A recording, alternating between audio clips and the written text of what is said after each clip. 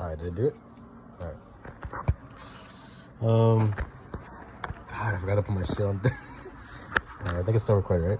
Alright, yeah. Alright, so 7 Deadly Sins team is back. Did I? That's right? No, yeah. I put it perfectly. I edged it out. I edged out the corners. Wait, what the? Is this what my videos look like? Has there always been like a black screen at the bottom? I know, that's never been there, right? I gotta fix that shit. No, damn. Alright, that's gonna be left in. But for me, there's like a border around a border around the PvP matches, and I don't remember having that. As well, I think no, yeah, they are cut perfectly. Okay. Anyways, all right. So since all like the big Grand Cross YouTubers on Origin, I didn't see a video about like any leaks and stuff. So when I woke up this Wednesday, it was crazy to see that it was King. The Holy Gear King. I don't remember the gear. That's the one. I don't remember armor, but I remember weapons. But I don't remember what the armor's called. But we got Chainsaw Man King. And I'm just like, I don't have the crazy thing. I don't have a lane. I don't have the new LR lane. So I summoned on his banner. I might sound a little weird because I have a cold. And so I summoned on his banner, thinking that I was gonna get the lane, but I got shafted for almost like 400 gems, and then it fucking shitted on me, and it took pity on me and gave me well, what did it gave me? It gave me Meliodas, the Assault Meliodas, and a tier. And then I got the King from pity. And I'm so pissed because it's 600 banner. I've summoned on 600 banners. I've gotten every unit on the 600 banner before. This time it was like, no, you're going to get shafted 30 times. And you're going to enjoy it. Oh, man. Cool thing about the banner, they put it at every like kind of like pity threshold. They put it like a free ticket summon, which is cool. It's really cool. So like if you drop 600 gems on it, then you're gonna get 2 free multis, and then 2 chances of an SSR, which I think is probably better than any other gacha game that does this. So which I think that might be the best way to like have it. If it was like that from the beginning, that would be so crazy.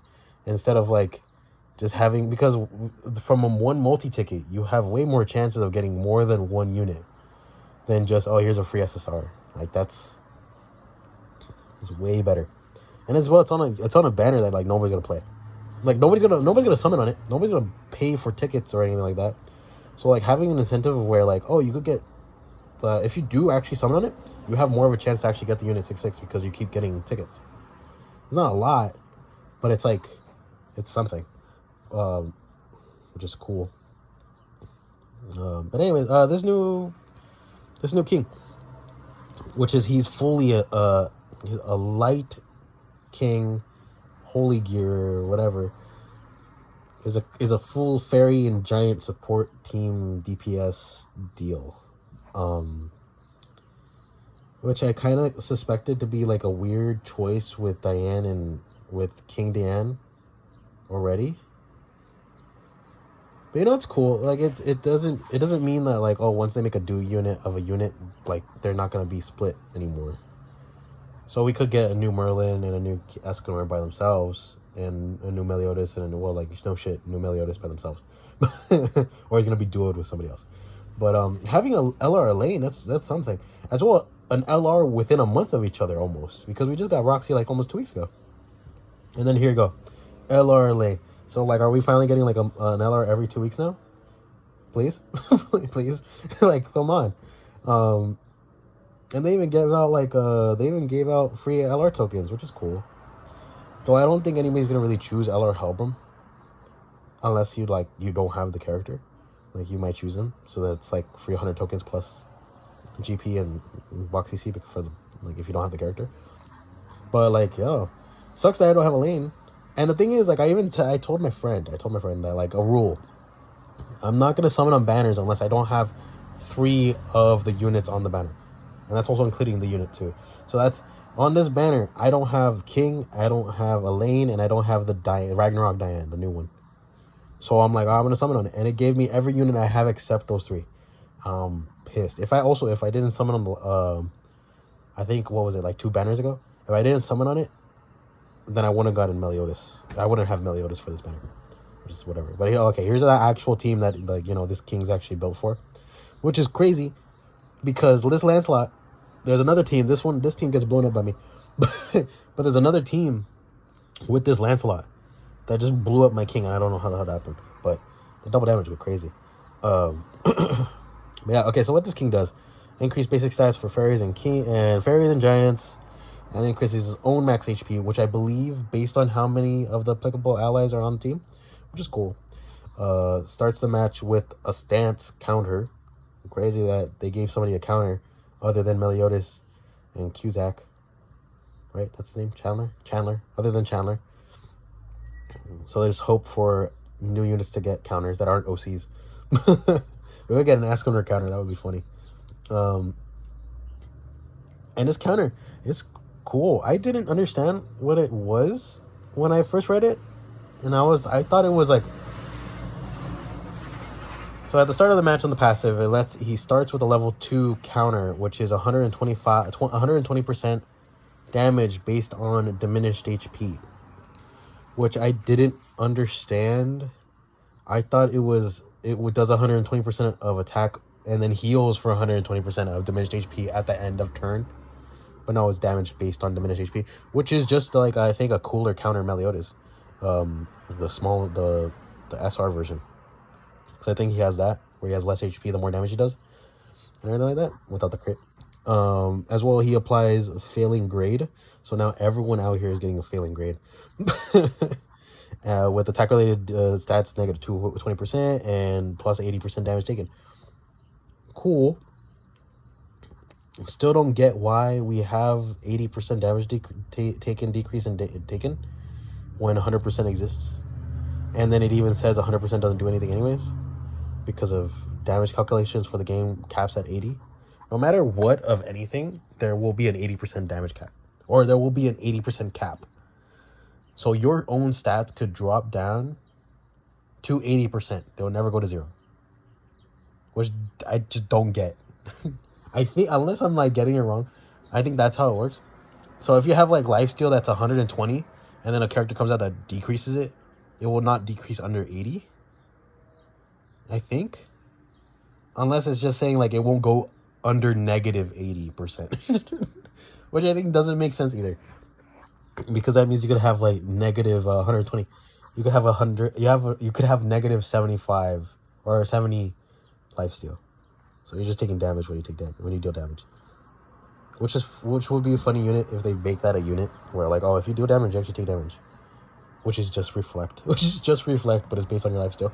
And as well, I didn't know recovery rate or regeneration rate that actually plays an effect on healing cards. I didn't know that.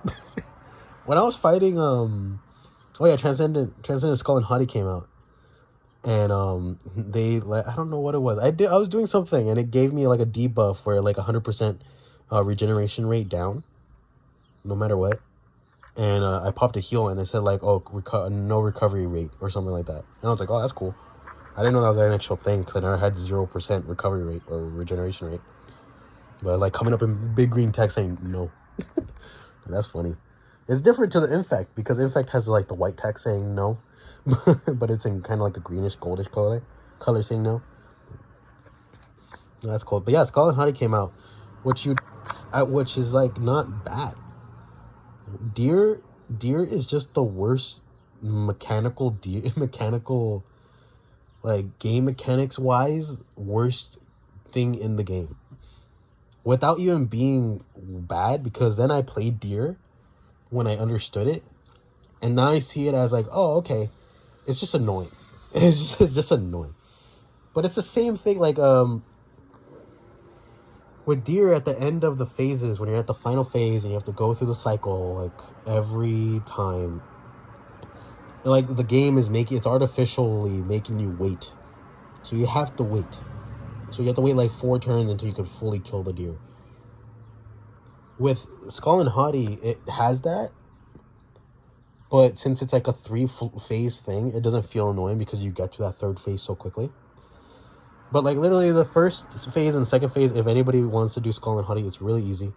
You just have to have like like technically I'm doing Thonar, Escalan, Lilia, and Nanashi. Nanashi's nephew. Nashians. And Nashians.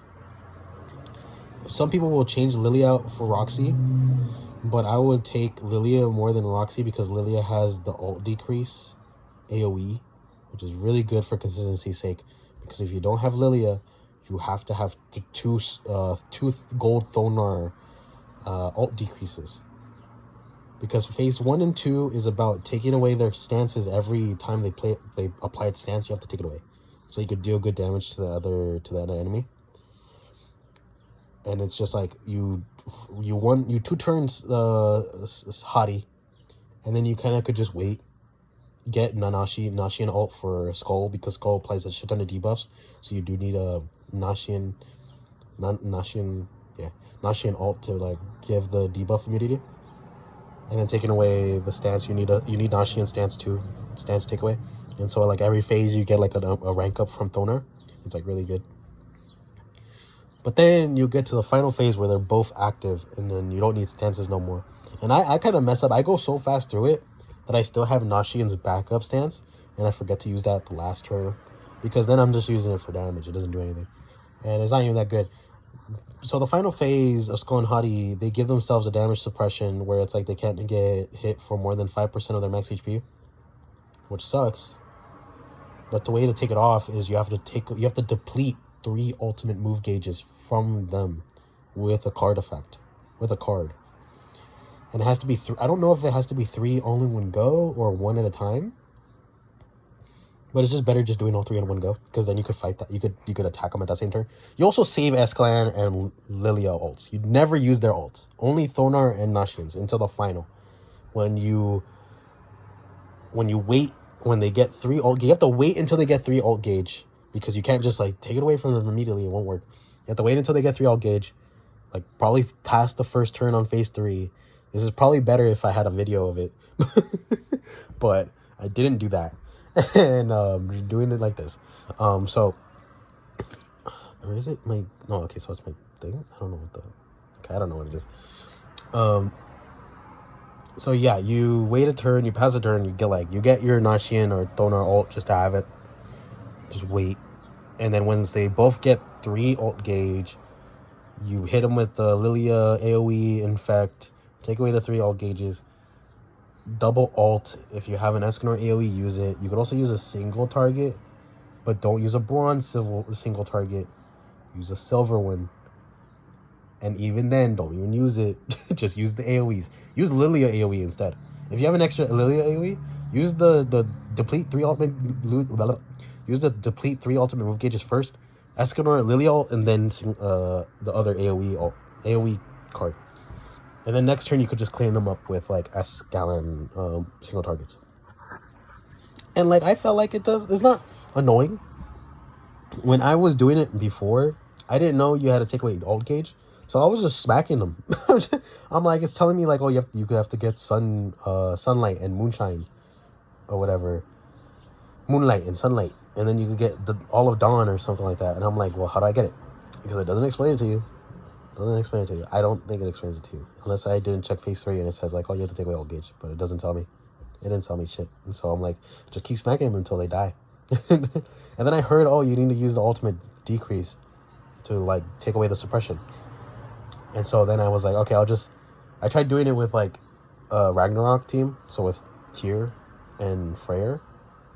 And it just didn't work out because I just couldn't get 2 Thonar golds at the time of when I could take away their ult gauge, because they took forever to get ult gauge and they would just wipe my team before I could use them, which sucks. But you know, now with the Lilia strat, it's like way more easier, way more nicer. And even then I did the Skull and Haughty to the point where I got the upgrade for this Mon. Oh, lag. With this bond, which he didn't really do that much damage. Yo, jump cut. No. Jump cut. No? Okay. I don't know what happened. But I don't know. I can't really tell. I saw it somewhere that it's like it's 600% CC, no matter what it. And it's gonna be 600 CC to the character's CC. So I don't know what that calculates to, like HP, attack, and defense. But hey, if I calculate it right, it should be just 600% more damage to everyone's cards, no matter who they get it. But now I gotta actually farm that. More so, I gotta farm deer than anything, because nobody has deer. Everyone has bird. I farmed bird. I farmed bird to the point that everyone has the upgrade on my box, except new relics, because I haven't sat down and thought about it. But I gotta do deer too. And after figuring out that deer isn't actually that hard with like new units, switching. it's like just easier. Tier makes it easier. I don't have hell. I'm just doing Thor, Tyr, Jormungandr, Freyr. So I'm just using those for deer, and it's like really easy. Yeah, this king. Back to this king and Lane. They also announced that there was gonna be like a holy relic for DK Meliodas, which I just don't know what it could be. It could be just like, oh, for every 7 daily sins on the team, like increase. I feel like it would be better a PvP thing. I mean PvE. Like make it where like he deals more damage against DK. Just to say like fuck it. He's like the DK farming unit now. Like deal more damage to him and allies take less damage from him. Or like damage cap in Demon King boss fight. But you know, at this point, anything I say is like gonna get made because Netmarble's watching my videos. But Netmarble watches my videos more than anybody else. I don't know why. Anytime I bring up like this is what a unit should be like, they do it. Because that's what Elaine is. Elaine is like they've made her corrosion an attack card with shock. But also her unique ability, her passive gives her the ability to bleed enemies on I don't remember if it's single target or AoEs, but she used well, like we're gonna go against her right now, but she used an AoE on me and I got hit with all 3 debuffs: corrosion, bleed, and shock. And I'm like, this is something. And like that's the only way to make debuffs good, is to like make them all be applied at the same time and have the unit have good attack. Like, because that's what damage over times are. The damage over times can be just a smack of the wrist. And then you just have a damage over time with a smack of a wrist. Like, it doesn't do enough. And it doesn't even equal to one big hit. So like, what's the point of having it like that? So with this king and Elaine, this king is like increasing Elaine's stats like by 7 times 3 to like almost over 20. My math is so good. My math is so good. 18%. 19% by 19%. And then if you have Lancelot on the team, that's like another 15. So she's almost getting like 30% basic stats increase plus her own like passive. I don't remember what her passive really does, but like she's dealing good damage now. Like she's dealing good damage. And applying corrosion, which is like basically just like the best debuff next to infect. That's it. And damage and attack seal. That's like the corrosion's in there on the 3rd. He's the top 3. But you know what? Next time I'm just gonna make a video about tier lists. I'm gonna just tier list everything. Debuffs and everything. It'll be funny. It'll be fun. But I gotta figure out how to record that. Anyways.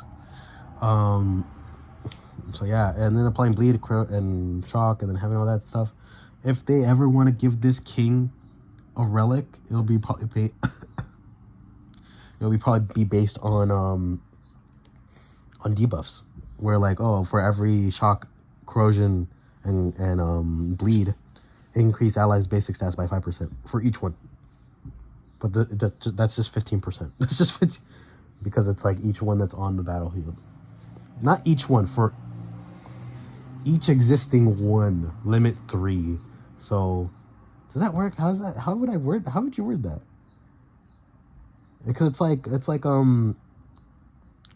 Mono's thing where like, oh, for every bleed, bleed, shock, and corrosion, she'll deal more damage, but her max is 150 because it's all three.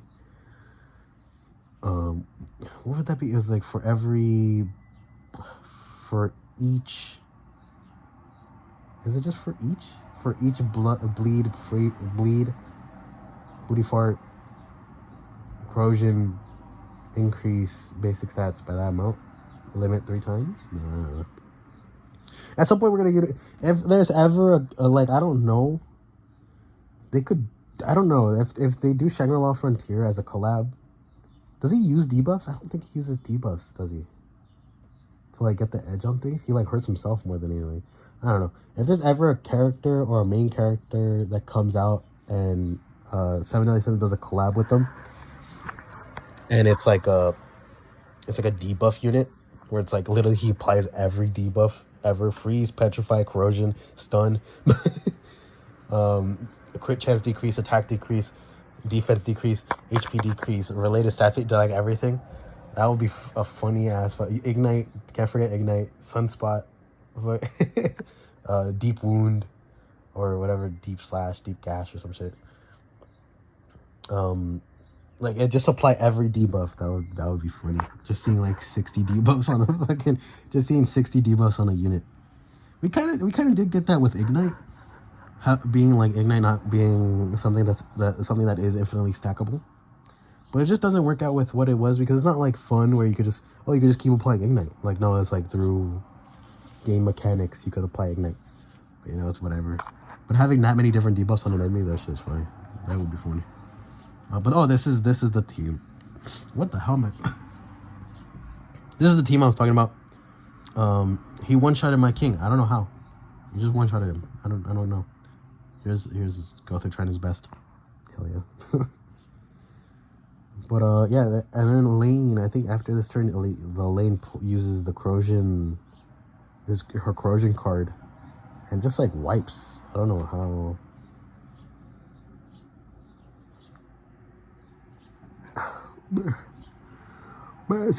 I was attack sealed. Not attack sealed, but I was yeah, shock, bleed, and corrosion. I'm like, what the hell? I was in attack sealed. I was ability debuffed. I was sealed. I was ability sealed. So I thought if I pushed the talent, it wouldn't have given me my fires. So here we are. And then there you go. Die from the corrosion, bleed, and everything else. It goes hard. You know, that's how it is. I'll take that as my loss. What else to say? I would have said I would be playing Origins today, but I'm not, because I'm gonna go do something. So I'll leave it at that. You go do something if you're at the end of this video.